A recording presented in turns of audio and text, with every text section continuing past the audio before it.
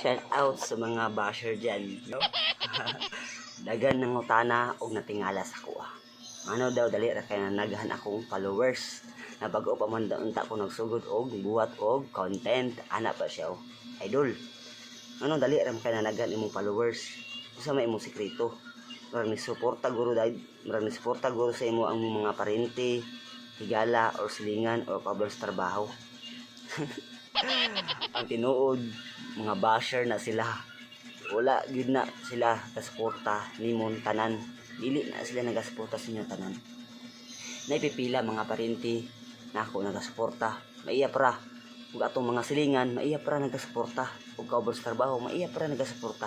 Kana sila dili na sila tanan nagasuporta nimo. Napay uba na mga basher na sila. Mao na to ang number 1 basher. Ano man, dili na sila gusto musikat ka, dili na sila gusto muangat ka, hilahod pa ka nila, paubos. Huwag na tinuod.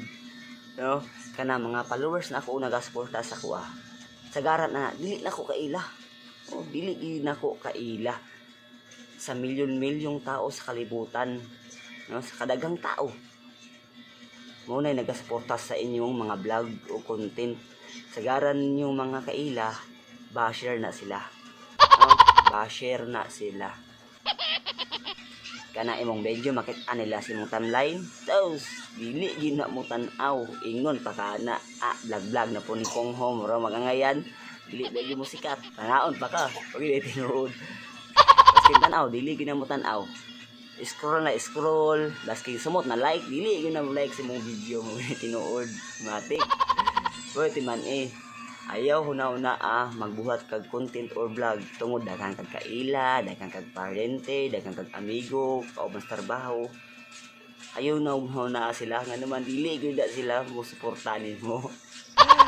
Dili gyud na mo suporta mag tinuod. Basher na sila, number 1 na akong basher. Ang imong naon magbuhat og video or content, daghang kay taos kalibutan mo gyud na kasagaran nagasuporta sa tua. O naga-like sa tong video, pagkatanaw, mga supporter, dili na to kaila. No gini mga tinuod na tong supporter na itong mga taon, dili na to kaila. Ayaw pagsalig na mga silingan nimo, mga higala nimo, kaubang trabaho, ayaw pagsalig anak nila na mingon ka suportahan ko anin nila ka amigo na ko sila, parente na ko sila. Tas dili na tinuod. Mo gini tinuod automatic dili na siya tinuod na suportahan kanila. Number 1 basher na sila. Ang ako lang yung mga panaw sa imo musulti padayon lang og buhat og content og vlog baskin gamay ra kag followers ano man amot ang panahon managan ra na imong followers.